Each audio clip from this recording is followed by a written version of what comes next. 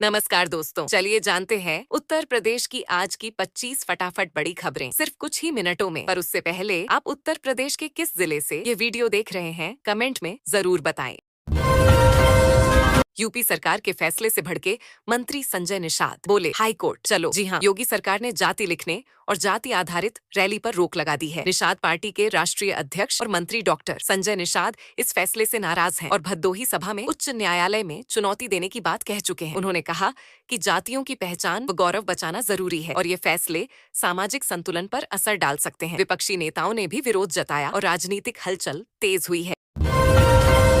दिल्ली में बढ़ा डेंगू का खतरा, अस्पतालों में 90% बेड फुल। जी हाँ, राजधानी में डेंगू के मामले बढ़ने से कई अस्पतालों के वार्ड भरने लगे हैं और आपातकालीन बेड पर दबाव पड़ा है। स्वास्थ्य विभाग ने अलर्ट जारी कर फॉगिंग, सर्वे और क्लीन अप अभियान तेज किए हैं। मेडिकल स्टाफ अतिरिक्त शिफ्ट में काम कर रहे हैं और अस्पतालों में मलेरिया व डेंगू ट्रीटमेंट सेंटर्स तैयार किए गए हैं। लोगों से पानी जमा न रखने, मच्छरदानी और सिम्टम्स पर जल्द इलाज की अपील की गई है।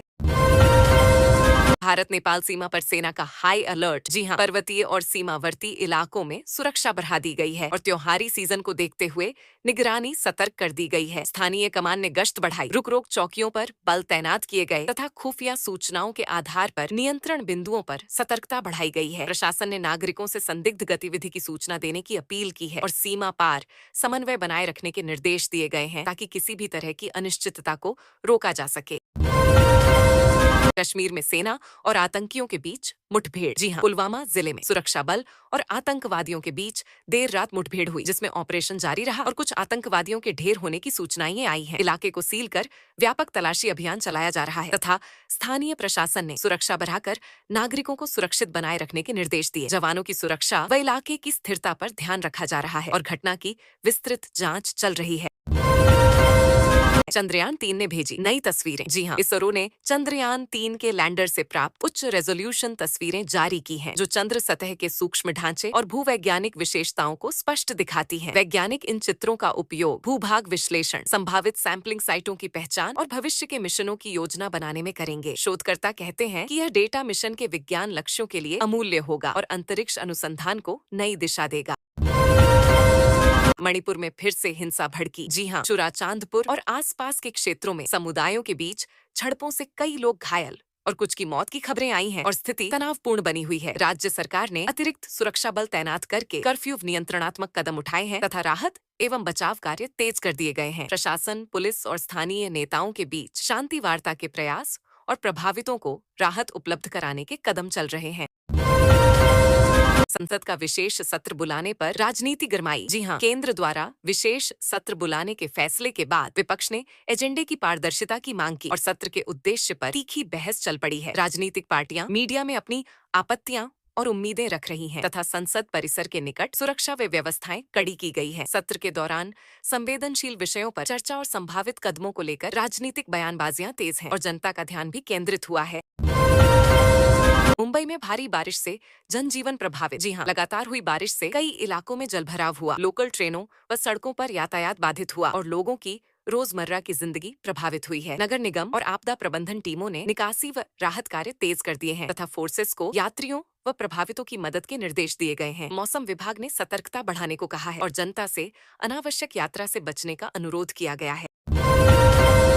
स्टॉक मार्केट में जोरदार गिरावट। जी हाँ, वैश्विक और घरेलू संकेतों से बाजारों में बिकवाली आई और सेंसेक्स और निफ्टी में तेज गिरावट दर्ज की गई, जिसके कारण निवेशकों को बड़ा नुकसान हुआ। कई सेक्टर्स के शेयर दबाव में रहे और फंड मैनेजरों ने जोखिम नियंत्रण की रणनीतियां अपनाई। विशेषज्ञों ने कहा कि यह अस्थायी उतार चढ़ाव हो सकता है, पर निवेशकों को सतर्कता बरतने की सलाह दी जा रही है और बाजार पर निगरानी जारी है।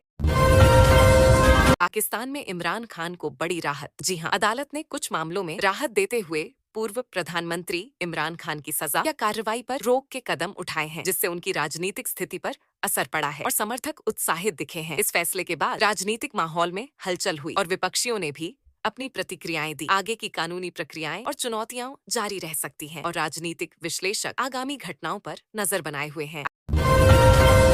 आईपीएल 2026 की नई टीमों का ऐलान जल्द। जी हाँ, बीसीसीआई के संकेतों के मुताबिक अगले सीजन में 2 नई फ्रेंचाइजियां जुड़ने की संभावना है, जिससे लीग की टीम संख्या बढ़ सकती है और प्रतिस्पर्धा व व्यावसायिकता में विस्तार आएगा। संभावित नए शहरों और कॉन्ट्रैक्ट प्रक्रियाओं पर अटकलें तेज हैं और निवेशक तथा फैंस इस फैसले का बेसब्री से इंतजार कर रहे हैं। इससे खिलाड़ियों के चयन और फिक्सचर पर भी असर पड़ेगा।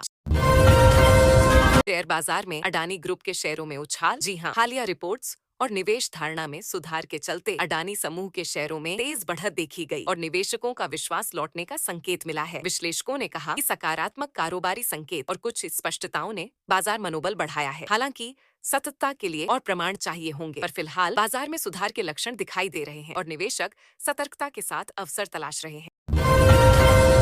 भारत ने G20 शिखर सम्मेलन की तैयारी पूरी की। जी हां, आयोजन स्थल, लॉजिस्टिक्स और सुरक्षा व्यवस्थाएं अंतिम चरण में है और विदेशी प्रतिनिधियों के स्वागत की तैयारियां पूरी कर ली गई हैं। एजेंडा पर काम और द्विपक्षीय बैठकों की रूपरेखा तय है। प्रशासन ने मेहमानों की सुविधा और सुरक्षा पर विशेष ध्यान दिया है। आयोजक आश्वस्त हैं कि सम्मेलन सफल एवं प्रभावी रूप से संपन्न होगा और प्रतिनिधियों के साथ आर्थिक व नीतिगत चर्चाएं होंगी। उत्तराखंड में बादल फटने से तबाही। जी हां, रुद्रप्रयाग जिले में बादल फटने से कई मकान क्षतिग्रस्त हुए और कई लोगों के लापता होने की आशंका जताई गई है, जिससे बचाव व राहत कार्य तीव्र कर दिए गए हैं। स्थानीय प्रशासन, आपदा नियंत्रण और स्वयंसेवी संगठन प्रभावितों की मदद में लगे हैं और राज्य सरकार ने तात्कालिक सहायता जारी करने के निर्देश दिए हैं। खोज एवं राहत अभियान लगातार चल रहे हैं और प्रभावितों को सुरक्षित स्थानों पर स्थानांतरित किया जा रहा है। अमेरिका ने भारत को चेतावनी दी। जी हां, व्हाइट हाउस ने कुछ आर्थिक निर्णयों और विदेश नीति चालों पर संभावित असर के बारे में भारत को आगाह किया है, खासकर ऊर्जा स्रोतों के चयन के संदर्भ में। भारत ने कहा कि उसकी ऊर्जा व रणनीतिक हितों के अनुसार निर्णय लेने का अधिकार है और कूटनीतिक माध्यमों से स्थिति पर बातचीत जारी है। दोनों देशों ने संवाद बनाए रखने का आश्वासन दिया है, जबकि विशेषज्ञ प्रभावों का विश्लेषण कर रहे हैं। चीन ने फिर घुसपैठ की कोशिश की। जी हां, अरुणाचल प्रदेश के कुछ सीमावर्ती हिस्सों में चीनी सैनिकों की कथित घुसपैठ की रिपोर्ट्स आईं और भारतीय सुरक्षा बलों ने उन्हें खदेड़ने की कार्रवाई की। दोनों पक्षों की निगरानी व तनाव पर नियंत्रण के उपाय सक्रिय हैं और कमान स्तर पर संपर्क व वार्ता भी बनाए रखने का प्रयास चल रहा है। स्थानीय प्रशासन ने नागरिकों को सावधान रहने और अफवाहों से बचने की सलाह दी है।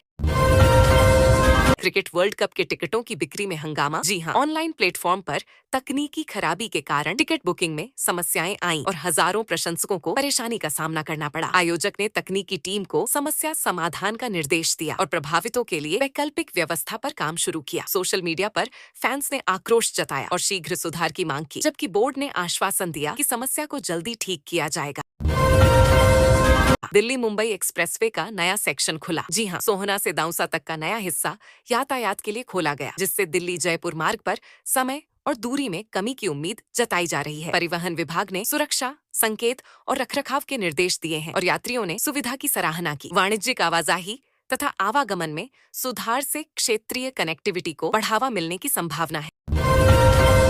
राहुल गांधी का मोदी सरकार पर हमला। जी हां, राहुल गांधी ने केंद्र की नीतियों पर तीखा हमला बोला और कहा कि सरकार गरीबों की बजाय उद्योगपतियों के हित में काम कर रही है। साथ ही महंगाई व कानून व्यवस्था पर भी सवाल उठाए। उन्होंने विपक्षी आवाज के रूप में सामाजिक व आर्थिक मुद्दों को प्रमुखता देने की मांग की और संसद में इन मुद्दों को उठाने का संकेत दिया। राजनीतिक घमासान तेज हो गया है। महाराष्ट्र में नई राजनीतिक हलचल। जी हां, अजित पवार गुट ने विधानसभा में शक्ति परीक्षण तथा गतिरोध के संकेत दिए हैं, जिससे शिंदे सरकार की स्थिति पर सवाल उठने लगे हैं और राज्य में राजनीतिक उठापटक तेज हुई है। पार्टियां संवैधानिक प्रक्रियाओं का हवाला देते हुए अपने दावे पेश कर रही हैं और परिस्थितियों के आधार पर संभावित गठबंधनों व दावों पर राजनीति गरमाई हुई है। कानूनी व संवैधानिक पहलुओं पर भी ध्यान दिया जा रहा है। AI तकनीक से भारतीय सेना होगी और मजबूत। जी हां, रक्षा मंत्रालय ने कहा कि आर्टिफिशियल इंटेलिजेंस आधारित सिस्टम निगरानी, पहचान व संचालन में शामिल किए जा रहे हैं, ताकि क्षमता और प्रतिक्रिया समय बेहतर हो सके। इन प्रणालियों से सीमा सुरक्षा, ड्रोन निगरानी और इंटेलिजेंस विश्लेषण में मदद मिलेगी, परंतु नैतिकता, नियम और मानकों को सुनिश्चित करना भी आवश्यक बताया गया है। विशेषज्ञों ने तकनीक के फायदे साथ ही सावधानियां बताई।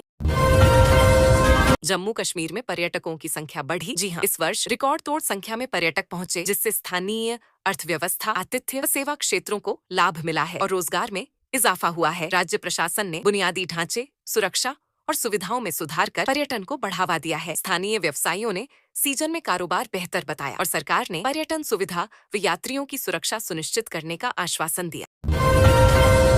भारत ने अंतरिक्ष में नई उपलब्धि हासिल की। जी हाँ, इसरो ने सफल PSLV प्रक्षेपण कर 8 उपग्रह कक्षा में स्थापित किए, जिनमें भारतीय व विदेशी उपग्रह शामिल थे, जो राष्ट्रीय इन ऑन ऑर्बिट क्षमताओं और अंतर्राष्ट्रीय संविधाओं के लिए मददगार हैं। वैज्ञानिकों ने मिशन की सफलता का स्वागत किया और कहा कि इससे प्रक्षेपण क्षमता व तकनीकी दक्षता को बल मिलेगा तथा अनुसंधान व वाणिज्यिक सेवाओं में अवसर बढ़ेंगे।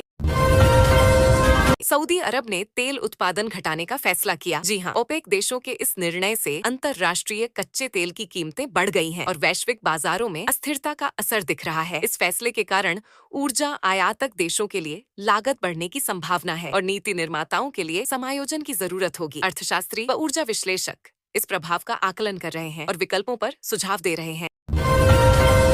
ट्रेन हादसे में 20 की मौत। जी हाँ, दक्षिण भारत में 2 ट्रेनों की टक्कर से बड़ी दुर्घटना हुई, जिसमें लगभग 20 यात्रियों की जान चली गई और कई घायल हुए। राहत व बचाव कार्य तेज किए गए तथा प्रभावित परिवारों को मुआवजा देने की घोषणाएं की गई। रेल प्रशासन ने दुर्घटना की त्वरित जांच के निर्देश दिए और सुरक्षा उपाय मजबूत करने का आश्वासन दिया, ताकि भविष्य में ऐसी घटनाओं को रोका जा सके।